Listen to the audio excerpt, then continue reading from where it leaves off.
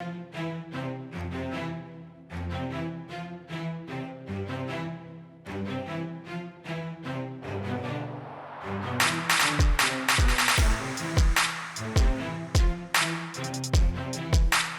to the Social Chameleon Show, where it's our goal to help you learn, grow, and transform the person you want to become. Usually that's what we do. Today is something a little different. I'm going live. I haven't done this in quite a long time. I'd like to do today a top 5 episodes. So top 5 of last year of 2019. Was going through this stuff and it was so exciting to see. We had so much great accomplishment last year. We did 34 episodes, which blew my mind. I didn't realize how many episodes we did. So much work, so much fun, so much information shared. And I wanted to go over the top 5. I don't know if you're new to the show or if you're looking at, what we do, what we got going on, where do you start? A lot of questions. We get in some of that. So I figured let's just, go over the top 5 most popular episodes we had last year. And then also some of my favorites and stuff. So to start it off, number 5 was Cash Flow Quadrants Part 1. We did a 2-part episode on not necessarily the book, but definitely this is where it comes from, the Robert Kiyosaki book, Cash Flow Quadrants. If you haven't read it, we talk about that. We broke it up into 2 parts for this episode. Just a little easier to follow. Seems like part 1 is the most popular one. I think also last year, this also made the list of top 5 episodes. The first part was the E and S, the employee and the self-employed. We went through all those different things. Real fun episode. That was one of the first ones Ransom and I had did back in the day. Ransom he really is into all that kind of stuff, and he really likes that stuff. That was a really fun episode. And then number 4 was the very first book review we ever did on this episode. Episode 5 was back with Justin. I don't know if you guys remember way back when, over 2 years ago now, when the show started, we did that. Very first book review was Principles by Ray Dalio. An amazing book. It's a hefty read. That is a thick book. For those in the video here, I mean, this book is huge. I think I want to say it's probably like 500 pages. Yeah. Just a little over 500 pages. It's a great book. It's heavy, it's thick, but it's easily digestible. It's broken up into 2 sections, makes it really easy to go through. Real great book.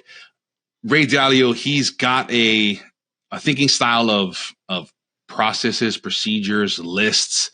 He's constantly, from where I understand it, constantly revising these lists, constantly going through stress testing things. I mean, that's how this guy's become a self-made billionaire. He's a hedge fund investor. If you don't know who Ray Dalio is, he's also, since the making of that book, he did a children's one. I want to get it for my son. He really liked it. It's really well done. It's nice, kind of animated. They also did an animated series as well. All of these things were done after the episode. I have gone back and I've edited the show notes for that episode, added some of these new things. The animated short film they did, real great. I think it's 30 minutes long. It is broken. They do have one 30-minute long video, and then also they have whatever, I don't know, 5 or 6 broken up videos with each section is its own video. We're a few minutes long, but I think the whole video is about 30 minutes long. It's a great video. It's a amazing, I guess, distillation of the book, of those 500 pages down to the core principles, concepts, an easy animated version. I really highly recommend checking it out if the book maybe is a little much, or if you want to get, before you get the book and you invest in a lot, it's going to be quite some time, and it's definitely worth it in reading such a large book. Check out that video, see if there's something that interests you, or maybe just watching the video, get the core concepts you need from that. And then seems to be the top episodes on the show, or the book reviews. Maybe I should do more of those. Maybe that's what you guys like. I don't know what is with the book reviews, but at number 3, 12 Rules of Life, an Antidote to Chaos, Jordan Peterson. That was the third book we did, episode 15. That episode is a monster episode. That book is also, it's not as big, but it is heavy. This book comes in at just around 400 pages. That's a really great book. Unbelievable. Jordan Peterson does a great job. Controversial guy, but I think he does a great job of distilling down things. I don't have to agree with everything in the book, but it makes you think. It makes you And I think that's the point a lot of times of these books is it really shouldn't be gospel or something along those lines, doctrination of some idea or philosophy. It's just another thing. Update some of your maybe beliefs, challenge some of your beliefs, or whatever it is. It's a great book. That episode, though, that is a monster episode. There's so much that goes in this book. There's so much nuance to it. There's so much that just really. There's a lot. I think the episode is like 3 hours long. I know it's a lot. I know it's a long episode unless you're a Joe Rogan fan, and that's just a normal day at the park. But it's a really good episode. We go chapter by chapter because there's so much deep information. There's so much nuance. There's so much to that book. But however, what I did do was on YouTube. If you head over to our YouTube channel, I believe it's Social Chameleon, youtube.com/Social Chameleon Show. Take you right to our YouTube channel. I broke out each chapter of the book that we did in the book review into small bite-sized episodes. I think they're anywhere between 10, 12, 15 minutes or so long, depends on how long we went in the chapter. But I did break it down. There's also a playlist on the YouTube channel. So you can just go through and kind of cherry pick those things. The title might not make sense. They're very kind of ambiguous titles. Don't bother kids skateboarding, pet a cat when you see it, stuff like that. So the title may not be conducive to what you're going to hear about or whatever, but go through and check that out. See the YouTube page. It's this. I think last year this was like the number 1 or 2 episodes, so it's definitely held in there. All these years later, it's still it's number top 3. And then number 2, which is to me a little bit of a surprise because this is a bit of a unknown book. It was the Civilization and Its Discontents by Sigmund Freud. That book, weird, crazy book. If you're not familiar with him, he has kind of a esoteric, I think the word is, kind of guy. He was a psychologist. He did a lot of crazy experiments and different things, and that book has got a lot of sexual innuendos in it. So it's an interesting read. The episode, I mean, we obviously talked about some of those things in a nicest way, kindest way possible without being too, not vulgar, but explicit, I guess is the word. But it's a great book. It's good things in there, real fun, very fun episode. We laugh and giggle a lot because, there's a lot of sex type things in it. But it's one of those lesser known, I think, kind of books. I've never heard of it. Ransom brought this book up. I've since seen a couple copies around a used bookstore once in a great while or whatever. But it's number 2. Very surprising to me. Because like I said, it's a little known book, but it got your guys' attention. And then at number 1, coming in with the most downloads all year long. This is from the podcast version. This isn't from any other sources. So this list is according to podcast downloads. Number 1, guess what? It's a book review. I know, crazy. The top 4 out of 5 are book reviews. The Power of Intention by Wayne Dyer. I never heard of this guy before. Ransom brought this up. Subsequently, though, he's all over the place. I didn't realize it. I think now that I know who he is and I recognize him, I see him more in places I probably didn't notice before. Very great book. I really enjoyed it. Ransom brought that one up. That was his book review. And it was great. I loved it. I think I've read it several times leading up to the episode, and I read it after the episode. But it's the number 1 episode. You guys love it. You guys like either it's Wayne Dyer's thing or it's the Power of Intention. It's either the title or the author. I don't know what it is, but you guys love it. It's number 1. And if you guys haven't listened to any of these, maybe you're new to the show, whatever it is, go check out these. Here's the top 5 listener voted, I guess you could say, with downloads things. Some honorable mentions. The very first episode we ever did, Mindset. I think that's probably because people new to the podcast, they just go and they hit number 1. And that's why I think that's there. Because then subsequently after that, the next most popular episode is number 2. Environments, Relationships, and Networking. Also a live episode we did on Facebook Live, Instagram Live, way back then. And then the next honorable mention was episode 7 we did on failure. That was the first episode where I introduced Ransom to the podcast. He came in. We started doing episodes together. That was the very first one he and I did together. That was a really fun episode. We had a really good time. Going through the failures, looking back and all this, reminiscing is fun sometimes, and especially years and years and years later.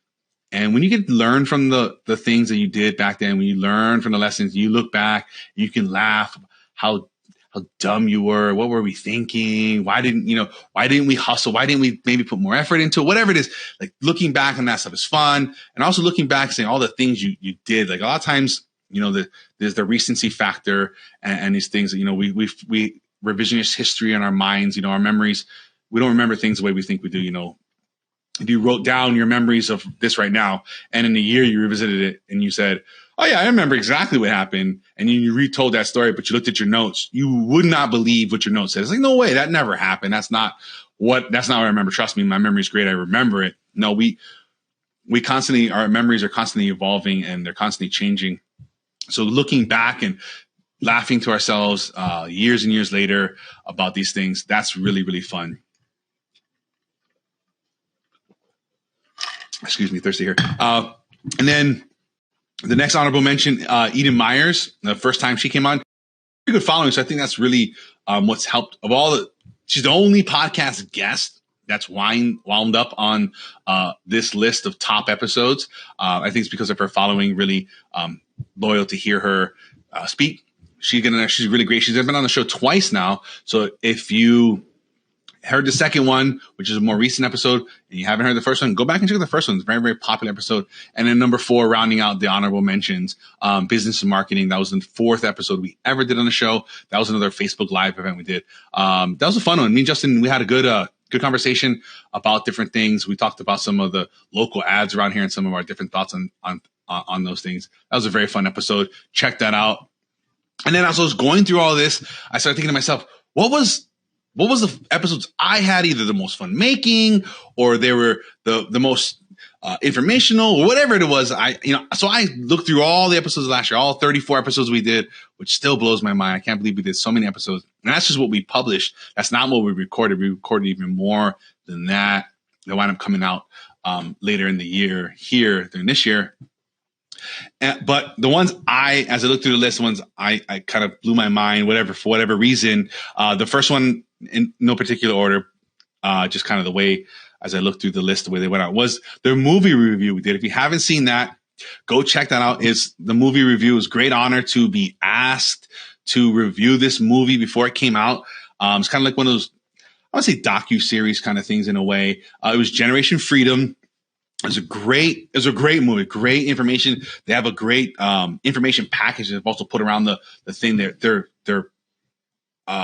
mission around that movie and around that project is to help this next generation, or any generation for that matter, find freedom in working for yourself, in a side project, a micro business, as they call it. I love that word, and I've used it ever since. I've found some great podcasts out of that. Followed some awesome people from that movie.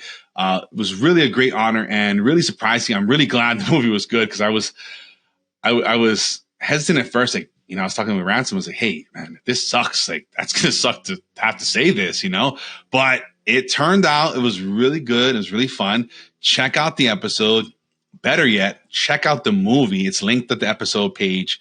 Go check that out.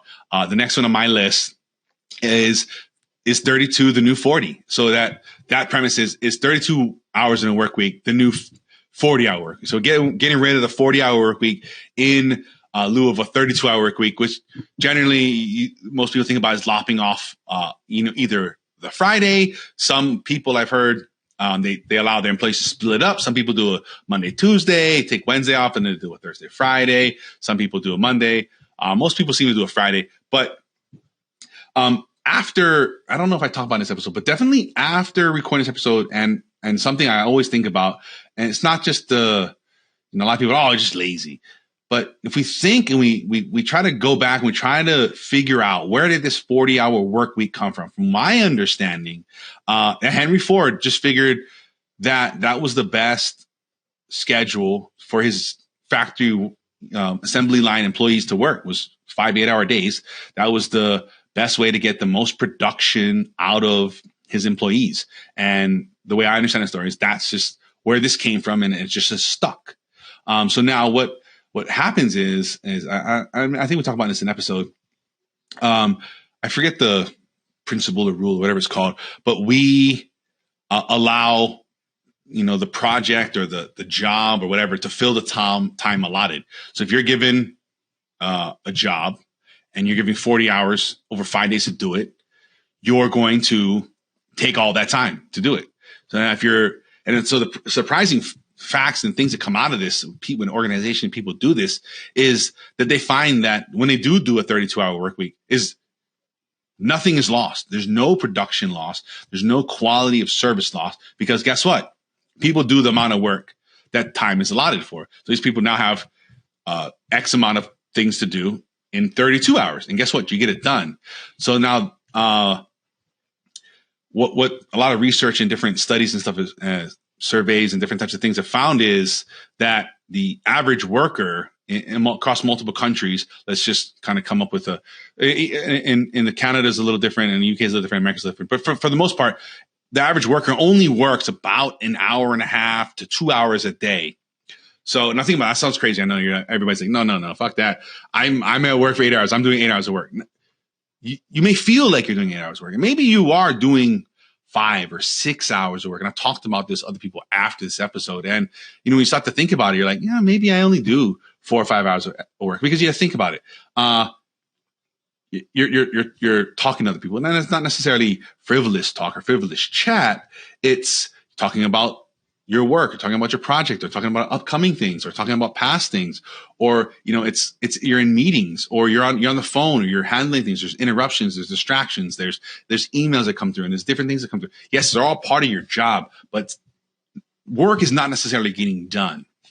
And then on top of that, a lot of times, I do this all the time, especially when I had a 9-to-5 type of job, is I'd finish my work quite quickly in most cases, and then I would fuck around because I had nothing else to do. And, that's just something that happens, and then especially nowadays with smartphones stuff in our pockets all the time, there's constant distractions, which I've talked about on the show numerous times. And that's just something I'm becoming more and more conscious of. I'm trying to limit my exposure and my usage of technology. And my goal I've set for myself lately is I'm trying to keep my phone usage screen on time on my phone. I can see it show at the end of the day. It shows me a quick little synopsis of how long my phone was on all day long. And my goal is to keep it under 2 hours a day. I have all my notifications off except for a few I have marked a couple of people important. Other than that, no notifications come through. The only notifications that possibly could ever come through are text messages and phone calls. Everything else is turned off. All social media, which I've removed all social media from my phone except for Instagram and Facebook, a couple of features that are just easier to use on mobile. That's just how they're designed. And then my personal email, everything else is gone off my phone. I don't have any other emails logged in on my phone. I deleted all the other social media apps. So not this past December, but the December of 2018, I did a challenge or whatever you want to call it. I deleted all the social media apps from my phone or disabled them, whatever was possible. And after I was done with that, I did that for a week last year. I think it was a day after Christmas or something along those lines, to the New Year's, whatever it was, a week. And what I found was I never needed to reinstall those apps. And so I left them off my phone, Twitter and LinkedIn and whatever else was on my phone, which deleted them. And then now I have my calendar. I scheduled time. Let me see what I have here scheduled. So after lunch, for my schedule, 2 to 2:30, barring nothing else is happening, I check my messages in the afternoon. Whatever messages I have, emails, checks, I check them on the computer. I pull it up, I see what's happening. 9 out of 10 times, nobody's dead. And if they were, whatever message was not going to save their life. So it's not a big deal. That works for my life. I know some jobs and some things that's just not possible. But challenge that. Challenge why it's not possible. And really free yourself from that. And that's kind of long rant on that. Something I'm passionate about. I'm always constantly trying to pull away from that. I really am looking at trying to get rid of my smartphone. There's just a couple things like GPS. It's very nice. Mobile banking is very nice. Sometimes you're out in the middle of nowhere. and you need to transfer some money or send some money to somebody. That's nice. But I'm always looking at how can I take my phone out of my life without sacrificing quality or anything along those lines. But I challenge you guys to do that too. Challenge your assumptions. Do you need to answer your email within 4 seconds of it coming through? And that's the average response time. Emails are open within 4 seconds of receipt. I would really challenge you to see how unnecessary that really, really is. Schedule some time in a day, 2-3 times a day to check your email, and that's it. Get back to work, and not in a asshole sense. Just get back to doing something. I mean, your job's boring and you run out of work before the day is over, but you got to stay on the clock for 8 hours. Maybe talk to your boss about working from home. Maybe find something else to do with your time. I don't know. Maybe a pet project or something you work on. Man, a micro business. I tell you, I like that word. I love it. Anyway, next favorite episode of mine is Ryan Holiday article we did an episode on. If it's not simple, it's bullshit. This concept I continuously come back to. The premise is if you can't explain something, I think it was to a 5th grader or to an 8-year-old, something along those lines, you don't know what the hell you're talking about. You don't fully understand it. And I have a 9-year-old. And if anybody out there's got children, you know how many questions they ask. And what I've come to realize is how many things I know, but I can't explain it. Word, concept, or something that I can't explain. And every time my son asks me something, or whoever asks me something for that matter, mostly my son is where I notice it, I think, and I can't explain it, I think to myself, you don't know what the fuck you're talking about. You don't fully understand this.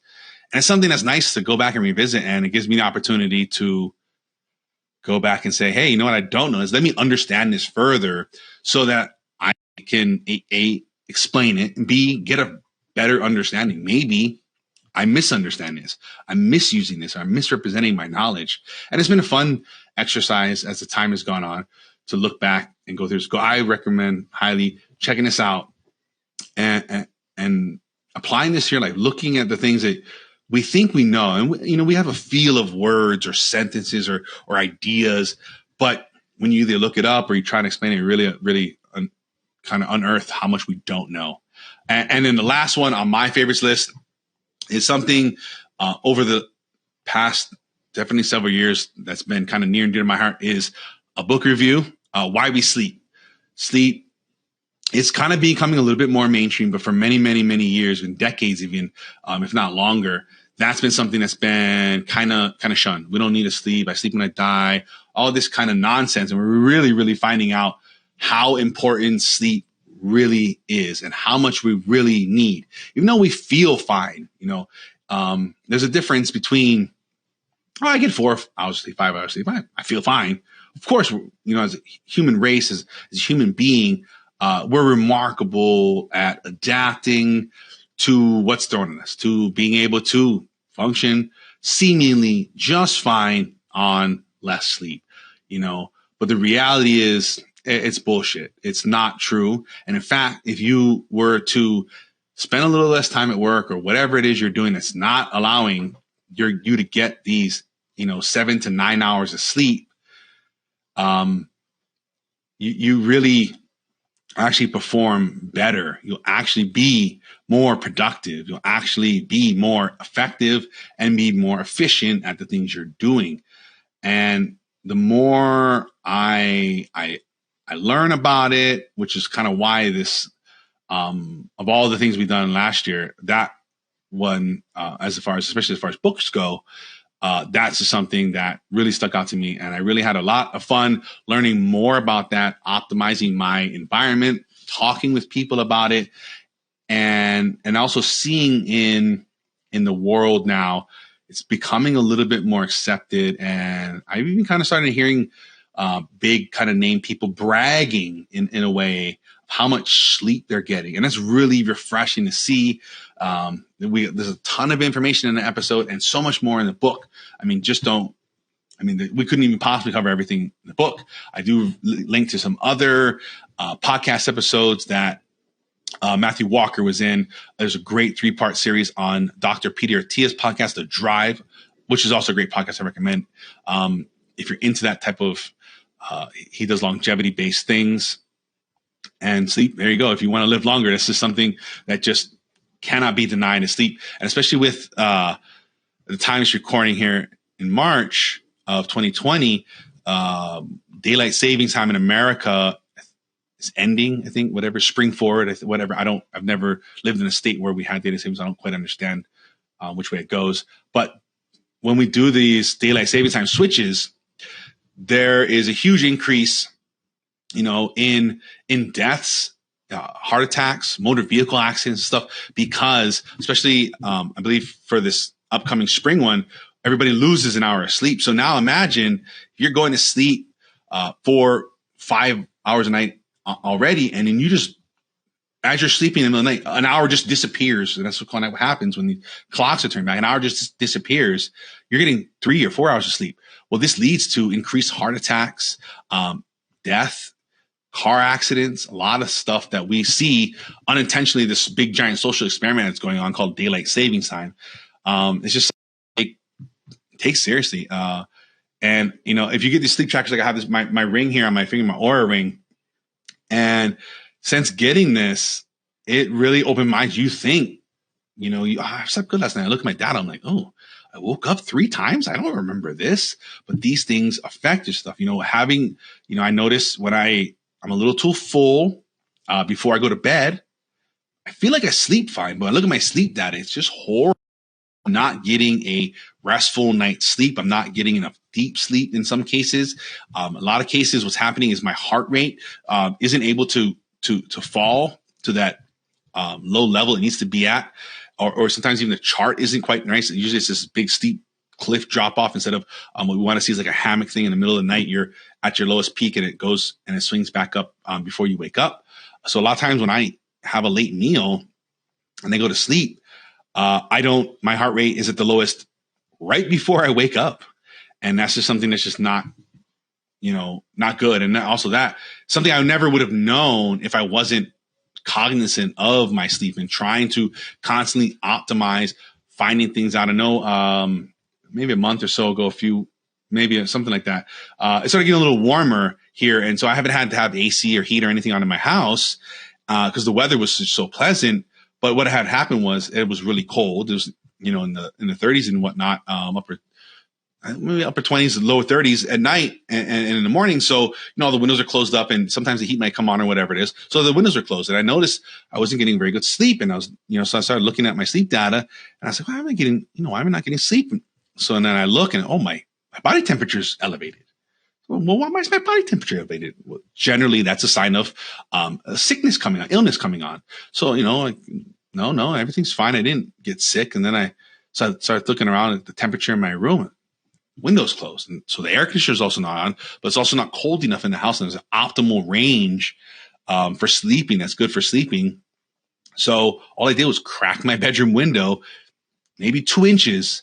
And then all my sleep data and my sleep and everything just fell into place. I started sleeping good. My heart rate and my different thing, my body temperature came back down. All these different things came back down, my restlessness and all these things associated with warm weather. And I know maybe that's not something you can necessarily control depending on where you live and your economic status. But knowing these things, maybe we can afford a fan, or maybe we can lower our air conditioning a bit, or we can pop open a window.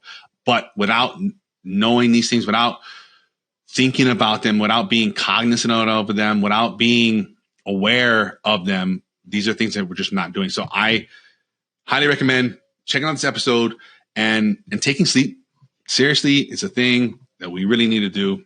I know I've rambled on quite a bit on these things, but that was the top 5 of 2019. It was so exciting to go through this, relive all these things and think about all these different things. I had such a great time all of last year and so much more to come.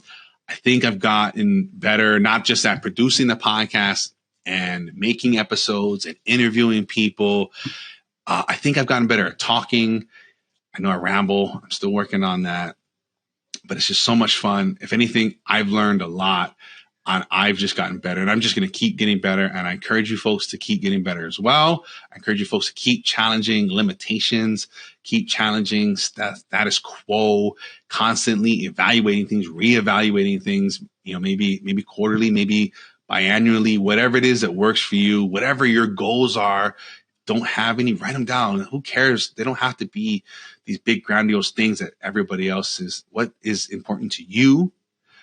Write those down. Start tracking them, figure out what happens, and have fun. Have a good time with it. Everything I talk about here, it's all linked up. The episodes are linked in each episode. There's different resources to different things. Go check that out. The Social Chameleon Show. And there's books, different whatever resources in each episode. Not just only each episode there, all the episodes, and also on the page too. There's different resources all around for you folks to check out. And then on to this week's challenge. I challenge you folks to reread your favorite book or your most influential book. Revisit your favorite place or rewatch your favorite movie. Now, I want you to think about this when you're doing these things. Is it the same as you remember it? What's different? Are you different? Is life or situations different? What new themes or lessons can you draw from these different either books or places or movies or whatever it is you're revisiting? What can you draw from them now? What are the themes or the lessons or different things that's there? Listen, it shouldn't be the same. You go back to these things, you should be a different person. You have done different, more things in your life. You're older, you're wiser, you're more experienced. So these things aren't going to be the same. They're going to be different, especially when you go back and you reread books or even if you visit influential places or favorite movies, you're going to see something different. You're going to learn something different. You're going to pick up something new because you're in a different place in your life. You're in a different situation. There's different things, maybe challenges or opportunities, whatever it is that's going on in your life. You're going to find new things. And I challenge you folks, revisit these things that you love in your life. And as always, if you like what we have going on, let us know. If you have ideas for maybe one of the episodes that can become next year's top 5 or this year, the 2020 top 5, let me know. Share it with me. Email us, info@socialchameleon.show. Love to hear you folks' ideas. You have a book idea you want us to review, let us know. If you like what we have going on, the best way to help is to share the show. Share it with your friends, share it with your families, coworkers, whatever it is. Maybe there's some episode in here that you have somebody in mind that needs or wants to hear it. Share it with them. It's the best way to support the show. If you like what we have going on, leave us a like, review on Apple Podcasts, Google Podcasts, whatever podcasting you want. If you love what's going on YouTube, share, comment, like, whatever on there. In between episodes, you can catch us all week long at the Social Chameleon Show on Facebook, Instagram, and Twitter. Also, don't forget to subscribe on YouTube if you enjoy the video version or on your favorite podcast app, especially if you're new. Please hit that subscribe button for past episodes and links to everything I talk about, not only in this episode, but all episodes. You can head over for show notes at socialchameleon.show. Until next time, keep learning, keep growing, and keep transforming to the person you want to become. Good night, folks.